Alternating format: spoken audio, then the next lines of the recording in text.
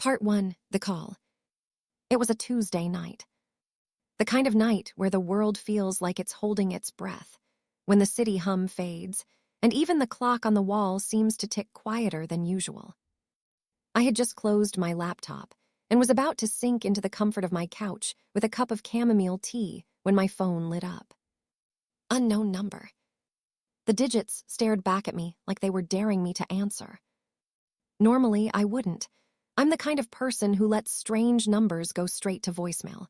But that night, something was different. The house felt too still, the air too heavy, and that glowing rectangle in my hand felt like a door I needed to open. I swiped to answer. At first, there was silence. Then a voice. Anna. It was an old man's voice, warm, trembling, like the sound of paper being folded. No, I'm sorry. You have the wrong number, I replied, my own voice caught somewhere between politeness and confusion. But he didn't hang up. I thought, he paused, as if rearranging thoughts in his head. You sound just like her. I felt my chest tighten. Like who? There was a long sigh on the other end. It wasn't the kind of sigh you give when you're tired. It was heavier, almost like it carried years of regret in it. Never mind, he murmured. I shouldn't have called. And then the line went dead. I stared at my phone for a full minute. My tea had gone cold. Something about his voice, it lingered. Like an old melody you can't place but swear you've heard before. There was a tenderness there, but also a sadness so deep it felt like it had roots. Most people would have forgotten about it by morning, but I couldn't. That night, I barely slept. My mind kept replaying the sound of his voice, the way he said Anna. It didn't feel like a scam call. It didn't feel random. It felt personal. And maybe that's why, the next day, when my phone rang again and that same number appeared, I answered without hesitation. This time, he spoke first. I'm sorry for last night, he said quietly. I didn't mean to disturb you. You didn't, I lied. But who is Anna? There was a pause. I could almost hear him considering whether to speak. She was someone I once loved, he finally said. He didn't elaborate, and I didn't push. Something told me if I did, he'd vanish like smoke. I'm sorry, I offered instead. Don't be, he replied. It's been many years, I just thought I heard her voice again. Funny how the mind plays tricks. I should have let it end there, but something in me, maybe loneliness, maybe curiosity, made me ask, how long has it been? 52 years, he said. The words hit me like a cold wind. 52 years. Whoever Anna was, she had stayed in his heart longer than most people live together. Before I could say more, a voice in the background, faint, female, maybe a nurse, called out to him. I have to go, he said quickly. Take care of yourself, whoever you are. And then the click of disconnection. I sat there staring at the empty air. I didn't even know his name, but I knew something about him now. He carried a love story, or a tragedy, across more than half a century. And I wasn't ready to let it go. The next day, I did something I'd never done before. I called an unknown number back. It rang, and just when I thought it would go to voicemail, the line clicked. But this time, he didn't speak. Hello, I asked. A breath on the other end. Then, softly, almost like a confession. I keep thinking if I talk to you long enough, she'll come back. His words lodged themselves in my chest. I didn't know who this man was, or why fate had tangled our lines together, but I knew one thing. I wasn't just going to be a wrong number anymore. That was the night it began. A series of calls that would unravel more than just his story. Calls that would reach into my past, stir up secrets I didn't know existed, and change the way I saw my family and myself. At the time, I thought it was just curiosity. Now I know. It was the beginning of a road I couldn't turn back from. Part 2, Curiosity Sparks. I told myself I wouldn't think about him. I told myself I had work, friends, an actual life to focus on. But people lie to themselves all the time. Every time my phone buzzed, I felt a jolt of anticipation. even when it was just a spam email or a delivery notification. I started glancing at my screen more often, half hopping, half dreading to see that same number again. It took 3 days. It was Thursday evening, the kind where the city's streets glowed with wet reflections after a brief rain. I had just stepped inside from the drizzle when my phone lit up. Unknown number. I answered before the first ring had even finished. "You answered quickly," he said. There was a faint chuckle in his voice, but it was the kind of chuckle that hides more than it reveals. "I was curious," I admitted. "You never told me your name." He hesitated, as if weighing whether names still mattered at his age.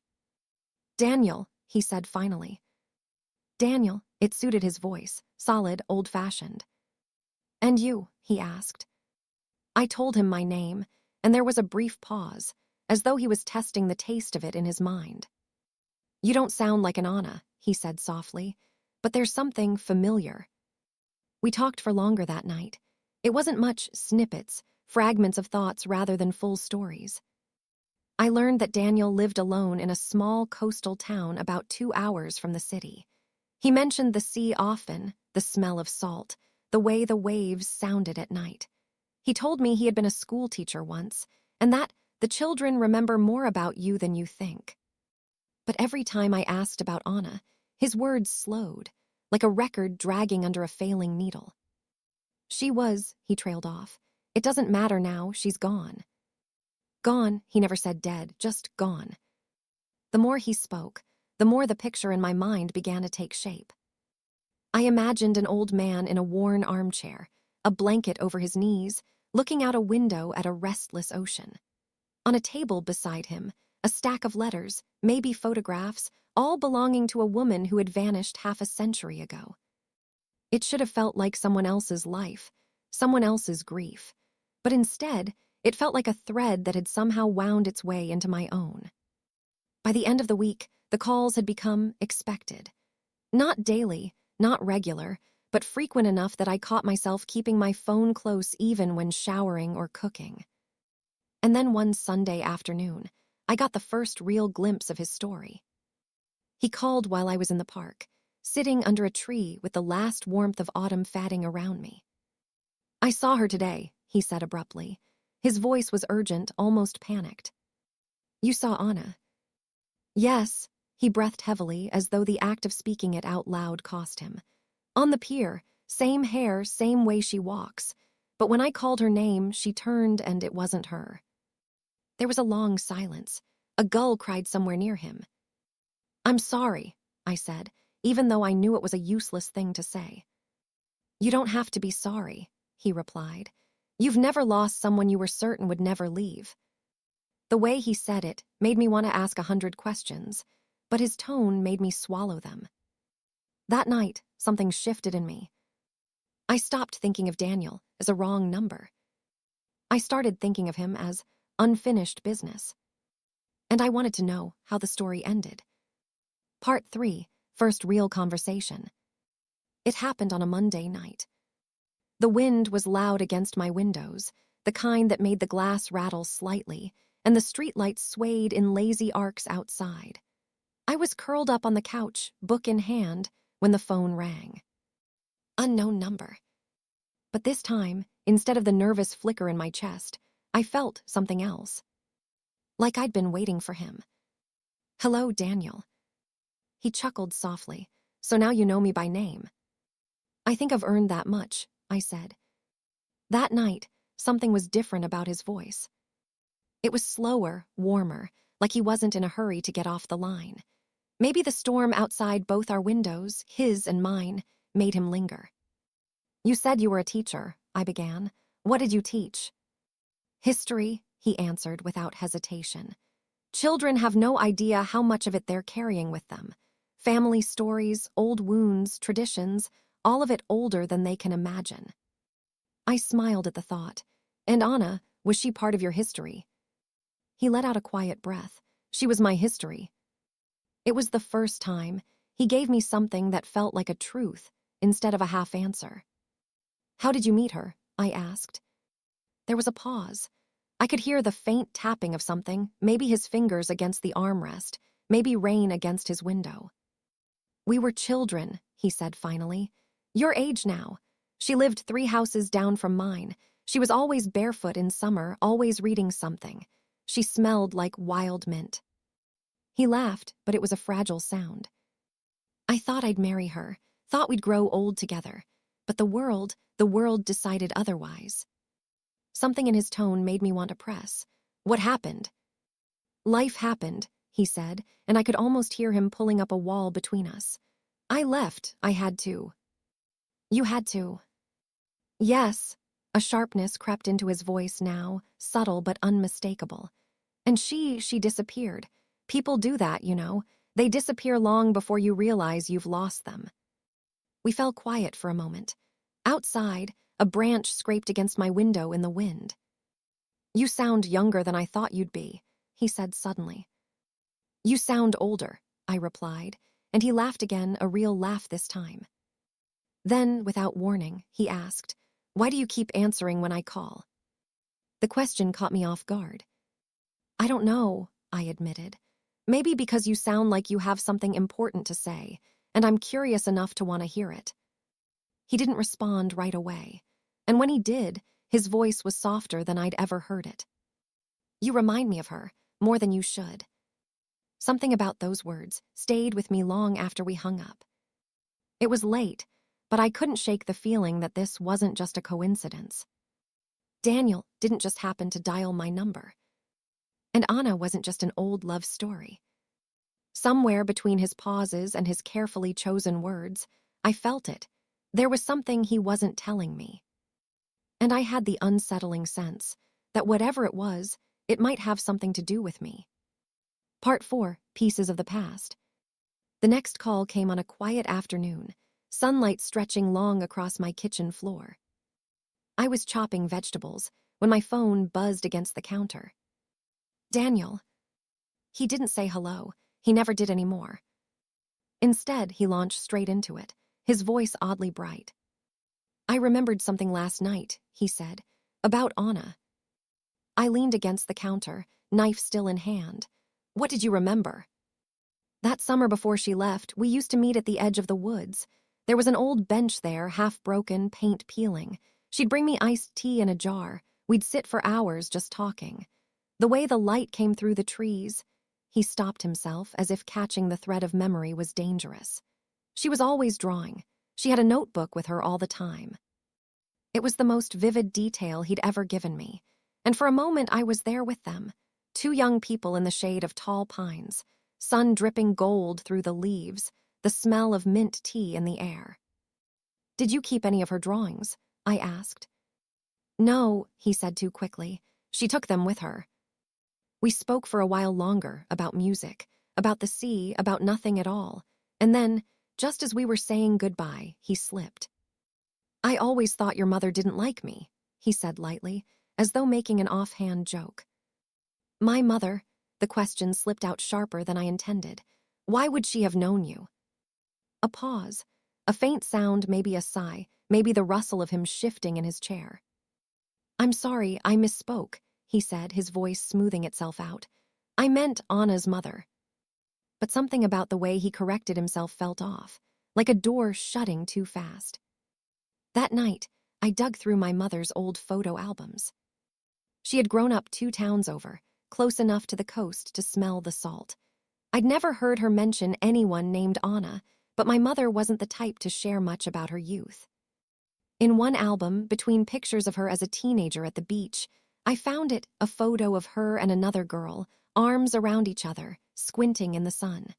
The other girl was barefoot, holding a sketchbook. On the back, in my mother's neat handwriting, "Summer 71, me and Anna." My skin prickled. If Daniel had been telling the truth about knowing Anna, then he hadn't just stumbled into my life by accident. He had been connected to my family all along. The next time he called, I didn't tell him about the photograph. Instead, I asked, "What year did you last see Anna?" 72, he said after a moment. "Late summer." But the back of the photo said 71. And the way he said it, like he was pulling the year from memory instead of certainty, made me think it wasn't the first time he'd bent the truth. I hung up that night with my pulse quickened. Daniel's calls had started as something strange, almost accidental, but now I was certain of two things. One, he was hiding something. Two, whatever it was, my family was part of it. Part 5, tension builds. It was raining hard the night he called again. The kind of rain that swallows the streetlights and turns the world into a blur of silver streaks. I almost didn't answer. I'd been sitting at my desk, staring at the photograph of my mother and Anna, debating whether to bring it up. But curiosity won. It always did. Daniel. He didn't greet me. His voice was different tonight, sharper, almost breathless. You've been asking questions. The statement made my chest tighten. What do you mean? You've been looking, through old things, family things. The back of my neck prickled. How would you know that? A pause, then quietly. Because I can hear it in your voice, the way you speak to me now. You're searching. I gripped the edge of my desk. And why shouldn't I? Because the truth isn't something you want, he said, his words coming fast now, urgent. The truth has teeth, it bites. It doesn't let go once it has you. His voice was trembling, but it wasn't fear of me. It was fear for me. Daniel, if you know something about my mother. Stop, the word cut across mine. Don't make me tell you. If I do, there's no going back. For a long moment, neither of us spoke. I could hear the rain hitting his window on his end of the line, the faint hum of what might have been an old refrigerator. Finally, he exhaled slowly. She wasn't who you think, and your mother. He stopped himself again. I can't, not yet. The line went silent, and I thought for a second he'd hung up. Then, barely audible, he whispered. They were both in love with the same man. My breath caught. Who? But the line clicked. I sat there for a long time, staring at the black screen of my phone, the rain still drumming against the glass. The idea rattled through me. My mother and Anna, friends in the photo, their heads pressed together, smiling. And yet, if Daniel was telling the truth, there had been something else under the surface. Something messy. The next day, I tried calling him back. Once, twice, 3 times, no answer. By evening, I was packing my living room. I had the photograph on the coffee table, a pen beside it. Without thinking, I started circling little details, the sketchbook in Anna's hands, the ring on my mother's finger I didn't recognize. When the phone finally rang again 2 nights later, I grabbed it so fast I nearly dropped it. You shouldn't be doing this, Daniel said, his voice low. You can't call me and drop something like that and expect me to forget it, I shot back. He gave a small, bitter laugh. You sound like her when she was angry, just like her. There was something dangerous in the way he said it, not threatening, but heavy with memories that felt like they could crush both of us. And then, almost as an afterthought, he murmured, If you really want answers, you'll have to come here. That was the moment I realized the line between curiosity and obsession had already been crossed. Part 6, First Twist. The coastal town Daniel lived in was smaller than I'd imagined. A strip of weather-beaten shops, a single diner, and a harbor where fishing boats bobbed like sleepy animals. The air was thick with salt, and gulls wheeled above me in slow, lazy arcs. His address was a squat, pale blue house just a block from the shore. The paint peeled at the edges, and the porch creaked when I stepped onto it. I knocked. The door opened slowly, as though its hinges had forgotten the rhythm. Daniel stood there, older than I'd pictured, but somehow exactly as I'd imagined. His hair was silver, his shoulders slightly stooped, but his eyes were sharp, alive, the color of a winter sky. You came, he said simply. Inside, the house smelled faintly of tea and old paper. Every surface seemed to hold a memory, framed photographs, stacks of books, little objects worn smooth by time. And then I saw it. On a small table by the window, in a silver frame, was the same photograph I had found in my mother's album. My mother and Anna, barefoot in the sun, Anna clutching her sketchbook. Only in his frame, the photo wasn't faded. It looked newer, preserved, almost cherished. I stepped closer. Why do you have this? Daniel's gaze didn't waver. Because I took it. The words landed heavy in the room. I turned to him. You knew my mother. Yes, he said it like it was obvious. We were all young, me, your mother, Anna. We thought the summer would last forever. I searched his face. And you loved Anna. A flicker of something passed through his eyes. Yes, but love isn't always clean. We sat across from each other at his kitchen table. The sound of the waves outside was faint, a constant undercurrent. Your mother and Anna were inseparable, he said slowly. But there was a current between them, something unspoken, and then I arrived. He told me about that summer, the walks along the coast, the afternoons at the old bench in the woods. How Anna sketched, how my mother wrote in a notebook she never let anyone read. They both cared for me, he said, but only one of them told me. Anna, I guessed. He nodded. Your mother was careful, guarded, but Anna, he smiled faintly. Anna was the kind of girl who jumped into the sea without checking the tide. I could almost see them, the three of them, two girls with their hair whipping in the wind, and a boy with a quiet smile, thinking he could love them both without consequence. But something happened, I said, something that made her disappear. Daniel's expression shifted. Yes, and it wasn't my story alone to tell. I was about to push him when my eyes drifted to another photograph on the shelf. It was Anna, again barefoot, standing beside a man at the pier.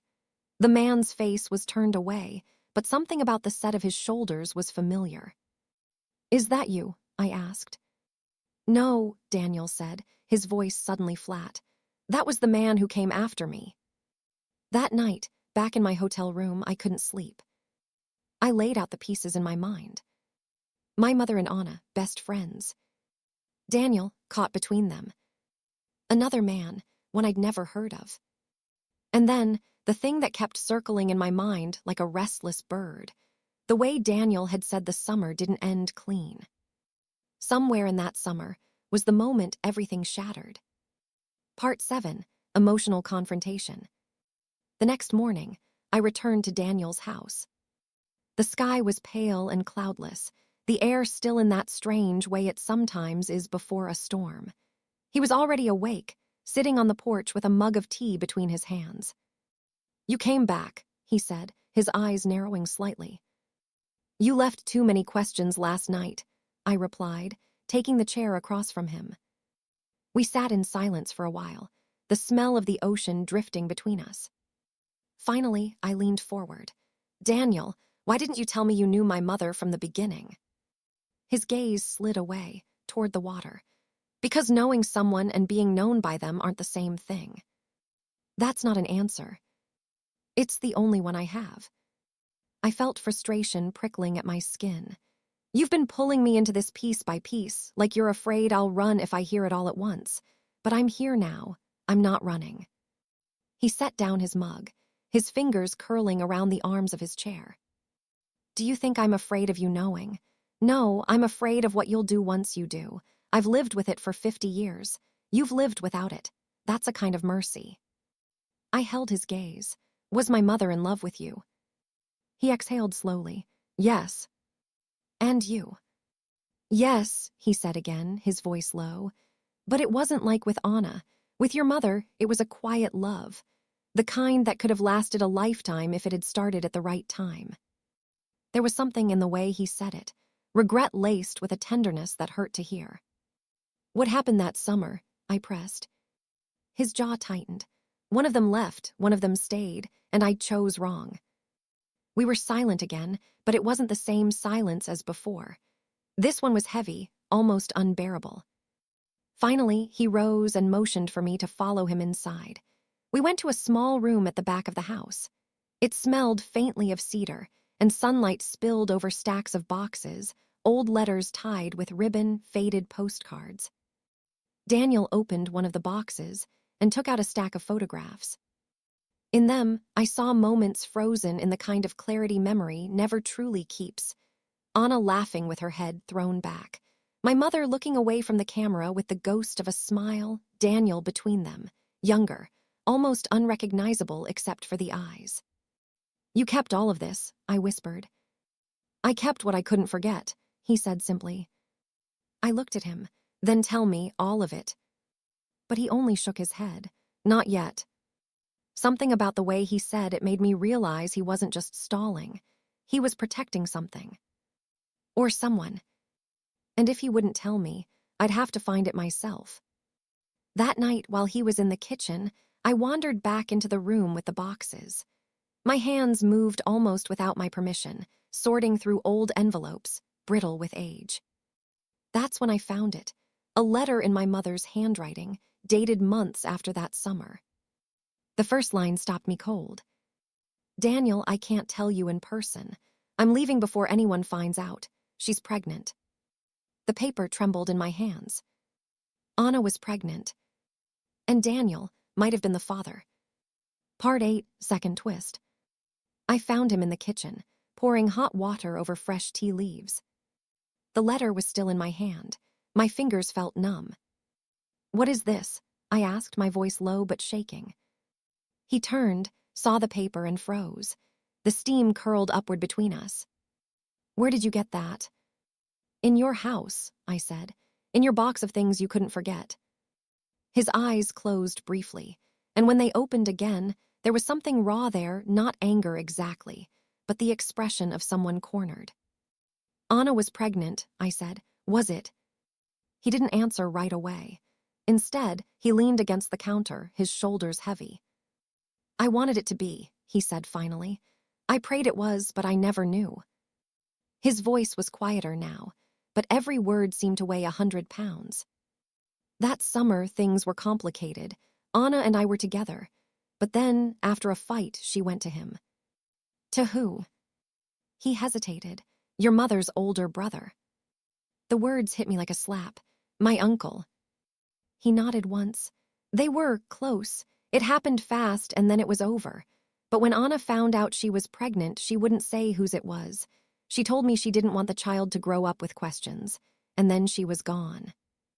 I tried to imagine my mother's best friend, the barefoot girl with the sketchbook, disappearing into the world, carrying a child no one spoke of. "And my mother knew," I said. "Yes," Daniel replied. "She knew everything, and she hated me for not going after her." The truth twisted in my chest. This wasn't just a love triangle. It was something far messier, threaded with betrayal and silence. "Why didn't you?" I asked. He looked at me then, his eyes almost pleading. "Because I was afraid. Afraid it wasn't mine. Afraid I'd ruin what was left between me and your mother. So I did nothing. And doing nothing is the choice that's haunted me every day since." I felt the weight of the room pressing in. The sound of the waves outside was louder now, restless against the shore. "What happened to the baby?" I asked. Daniel's voice broke on the answer. "I don't know." We stood there for a long time, two people tethered to a past neither of us had lived fully, but both of us carrying. I thought about leaving, about walking out into the salt-heavy night and never speaking to him again. But something kept me there, the same thing that had made me pick up his call that first night. The feeling that there was still more to this story.